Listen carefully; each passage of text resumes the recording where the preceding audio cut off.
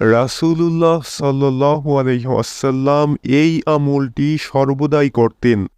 তিনি বিভিন্ন ধরনের আমল নিজে করতেন এবং তা সাহাবীদেরকে করার প্রতি নির্দেশ দিতেন। কিন্তু এমন কিছু আমল রয়েছে যা তিনি সবসময় করতেন, কখনোই ছেড়ে দিতেন না।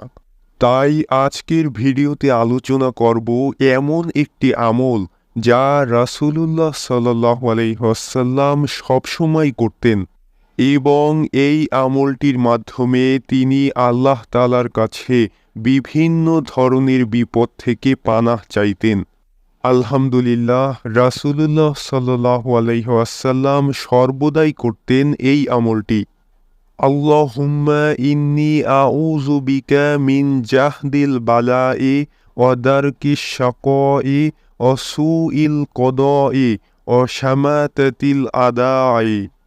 অর্থ: হে আল্লাহ, আমি তোমার নিকট আশ্রয় প্রার্থনা করছি কঠিন বিপদাপদ থেকে এবং আরও আশ্রয় প্রার্থনা করছি হতভাগা হওয়া থেকে, তাকদীরের অকল্যাণ থেকে এবং শত্রুর আনন্দিত হওয়া থেকে। রাসূলুল্লাহ সাল্লাল্লাহু আলাইহি ওয়াসাল্লাম এই ছোট আমলটি সর্বদাই করতেন। তাই প্রত্যেক মুসলিম মুমিনের উচিত এই আমলটিকে তাদের দোয়ার মাঝে অন্তর্ভুক্ত করে রাখা।